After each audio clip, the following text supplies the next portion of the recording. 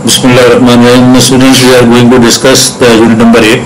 So it's a famous poem, Stopping by Boat on a Snowy Evening.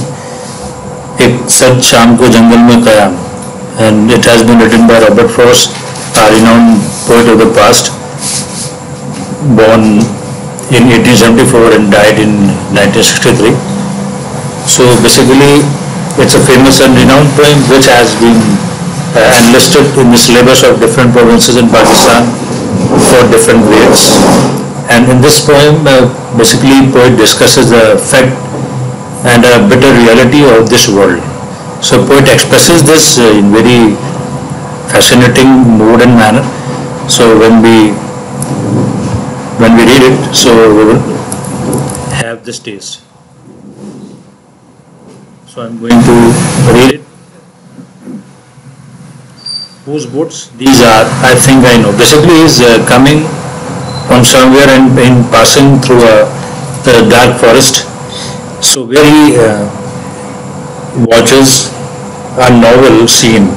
So he stops there, he stops his horse there, and what he thinks he is going to write it. Whose boats these are, I think I know. अब वो ये कहता है कि ये जंगल किसका है, मेरा ख्याल है कि मैं उसे जानता हूँ. His horse is in the village though. उसका जो हाउस जो उसका घर है वो वालवन गांव में कहीं है. He will not see me stopping here. ये वो मुझे जहाँ रुकते हुए नहीं देखेगा.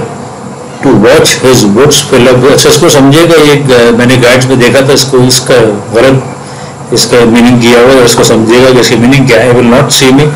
अब ही से मुराद जहाँ पे जो ऑनर है उस जंगल का वो वुड्स का, उसके बारे में शायर कहता है रॉबर्ट फ्रॉस्ट कि ही विल नॉट सी मी, वो मुझे यहाँ नहीं देखेगा कि मैं यहाँ रुक के to watch his woods fill up with snow, कि मैं उसका जंगल बर्फ से भरा हुआ जंगल देख रहा हूँ जहाँ पे रुक के. ये इसका मीनिंग है, ठीक है. सो whose woods these are, I think I know. His house is in the village दो. He will not C me stopping here to watch his woods fill up with snow. Okay, जो no and the snow, so it's a rhyme here. ठीक है जी, ये it's easy to understand. Now we move. My little horse must think it कोयल. कोयल का मतलब होता है एक strange thing, एक हैरत अंगेज थिंग, अनोखापन, अजीब. वो कहता है कि जो मेरा छोटा घोड़ा है उसके लिए एक अजीब बात है, लेकिन वो सोचेगा कि एक अजीब बात है to stop without a farm house near, यानी कि हम यहाँ पर रुक गए, कोई फार्म हाउस नहीं है. Basically farm house is area in which you may find traveller can find an area for his animal and a room to stay and different things to use. तो वो कुछ भी ऐसा नहीं है, वो वहाँ पे रुक गए हैं. तो वो उसके लिए हैरत की बात होगी कि हम ऐसे क्यों रुक गए. Between the woods and frozen like, एक तरफ एक जमी हुई बर्फ जिस पे जमी हुई एक झील है और एक तरफ जंगल है. The darkest evening of the year, और साल की जो सर्द तरीन यानी कि जो तारीख तरीन और सर्द तरीन रात है. इस पूरे का नहीं मतलब ये है, my little horse must think it coil to stop without a farm house near between the woods and frozen lake the darkest evening of the year. यानी कि मेरा जो छोटा घोड़ा है, लेकिन उसके लिए एक हैरत की बात है कि हम यहाँ पे इस तरह रुक गए हैं. कोई फार्म हाउस नहीं है कि जहाँ हम ठहर सकते, कुछ खा पी सकते, उसके लिए कुछ खाने पीने का इंतजाम होता. और महज एक तरफ जमी हुई झील है, एक तरफ जंगल है जिसपे लकड़ियों पे बर्फ जमी हुई है और तारीख तरीन रात है. तो यहाँ रुकने की क्या वजह है. He gives his harness by the shake. अब देखिए हार्नेस को समझिएगा. हार्नेस के जब आप मीनिंग देखते हैं तो गाइड वगैरह में लिखा होता है जी घोड़े का साज. देखिए हार्नेस को समझिएगा कि हार्नेस क्या होता है. एक तो होती है घोड़े के मुंह में लगाम होती है, उसे कहते हैं आप ब्राइडल, ठीक है. एक होता है जो जिसपे सवारी करते हैं वो काठी होती है, उसे कहते हैं सैडल. एक तीसरी चीज होती है जो कि घोड़े के मुंह से चल के उसके दुम तक पीछे दो पट्टियां आ रही होती है, बेसिकली वो हार्नेस होती है, उसे कहते हैं रख्त उर्दू में. उसके बाद जो घंटियां लगी हुई होती है उसे कहते हैं हार्नेस बेल्ट. तो इस तरह निकला. इसकी जब उर्दू लिखी होती है गाइड में तो लिखी होती है घोड़े का साज. तो घोड़े के साज से मुराद आप समझ जाए कि हार्नेस, और जो हार्नेस बनाता है उसे कहते हैं रख्त साज, उसे कहते हैं इंग्लिश में हार्नेस मैन. तो उस हार्नेस पे जो घंटियां लगी बेसिकली वो उन्हें शेप में हिलाता है. To ask if there is some mistake, गोया कि वो ये पूछ रहा है कि क्या कोई गलती हो गई हमसे, कोई मसला है, कोई यहाँ पे कोई खराबी हो गई. The only other sounds the sweep.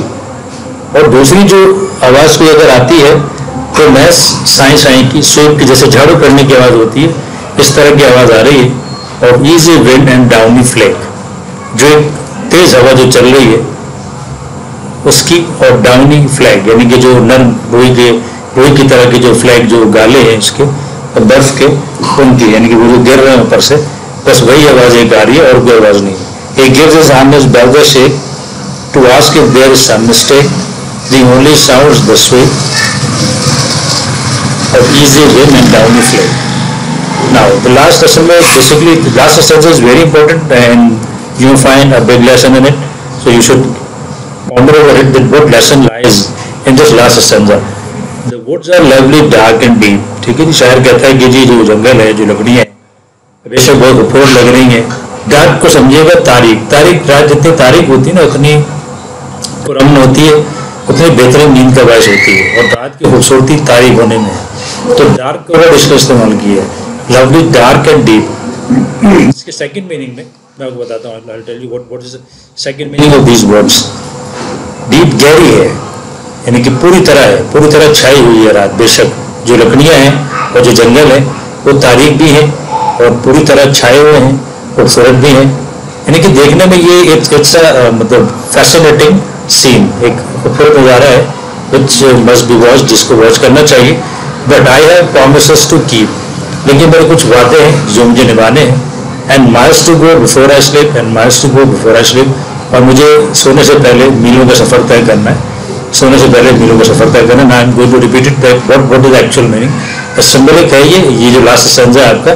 لیکن وہ کہتا ہے کہ جو دنیا کی زندگی کے بارے میں جو بے شک اس میں بہت ساری رونقیں ہیں, خوبصورتیاں ہیں, اور بہت ساری ایسی چیزیں کہ آدمی ان میں جب لگ جاتا ہے تو وہ یعنی کہ پھر اسی کا ہو کے رہ جاتا ہے, اور وہ اصل پرومسز کو بھول جاتا ہے جو اس نے اللہ پاک سے کیے تھے, اپنے نبی سے کیے تھے اس دنیا میں آنے سے پہلے. ٹھیک ہے جی, اس کو کرنے تھے مختلف صورتوں میں اپنی ساری ڈیوٹیز سے اس کو ڈسچارج ہونا تھا, سارے کے سارے کاموں سے کرنے تھے, ان کو بھول جاتا ہے, دنیا کی رونقوں میں لگ کے. تو شاعر اسی بات کو ہائی لائٹ کرتا ہے یہاں پہ کہ بے شک بہت خوبصورت ہے, ڈارک ہے, ڈیپ ہے. ڈارک کو موت کی تاریکی بھی کہا گیا. بیسکلی دیکھیں these are different. The person who ہے اس کو سمجھ لیجیے گا, یہ کوئی لاسٹ ورڈ نہیں ہے, کوئی قرآن حدیث نہیں ہے. جس شاعر نے اس کو لکھا ہے اس کو ذہن میں کیا تھا, نوبڈی نوز اٹ, کوئی اس کو نہیں جانتا. ٹھیک ہے, اس نے ایک پوئم لکھ دی. تو people have that different animated ideas through which they translate a poem. اپنے آئیڈیاز سے ٹرانسلیٹ کرتے ہیں پوئم کو, اس کو سمجھنا چاہیے. اب کچھ اگر ڈارک کو جو ہے, میں جو کہہ رہا ہوں کہ آپ کے پاس گائیڈز ہوتی ہیں, گائیڈس کو دیکھتے ہیں آپ لوگ, کچھ نہ کچھ لکھا ہوا ہوتا ہے تو آپ ڈسٹریکٹ نہ ہو جائیں. اب ڈارک کو موت سے تعبیر کیا ہے, ٹھیک ہے, موت سے نہ بھی تعبیر کرے تو جو ڈارک ہے, ڈارک کا مطلب ہے کہ وہ خوبصورت دکھ رہا ہے, تاریخ ہے, اندھیرا ہے. ٹھیک ہے جی, دنیا کی زندگی کے حوالے سے اس کی خوبصورتی بیان ہوئی. لیکن مجھے کچھ وعدے میں نے کرنے, اگر میں یہاں پہ لگ گیا تو پھر ان وعدوں کو میں پورا نہیں کر پاؤں گا. وہ وعدے مجھ سے مس ہو جائیں گے. جو لوگ میرے انتظار میں اور جو مجھے کام ادھورے میرے ہیں ان کو I have to fulfil them. Sleep سے مراد البتہ یہاں پہ موت کو لیا گیا کہ موت سے مرنے سے پہلے جو ایک لمبی اور ابدی جو زندگی جو شروع ہو جاتی ہے, اس کے بعد واپسی نہیں ہے ان کاموں کو کرنے کے لیے. تو اس موت سے پہلے مجھے وہ سارے کام پورے کرنے, اس لیے میں دنیا کی رونقوں میں, یعنی کہ بظاہر تو شاید کہہ رہا ہے کہ میں جنگل میں رک نہیں سکتا, اور ویسے جو یعنی کہ سمبکلی وہ کہہ رہا ہے کہ جی دنیا کی رونقوں میں اتنا نہیں پھنس سکتا کہ اپنے عہد اور پیمان اور سارے وعدے میں بھول جاؤں. تو مجھے ظاہر ہے کہ وہ سارے وعدے نبھانے ہیں, تو مجھے رک کے جس کو دیکھنا نہیں ہے بلکہ آگے چلنا ہے, یعنی کہ مجھے اپنے فرائض کو یاد رکھنا ہے. I have to move. Okay students, so we have discussed it. So inshallah summary and question answers and other exercises which have been given will be discussed afterward. Okay. Assalamu alaikum.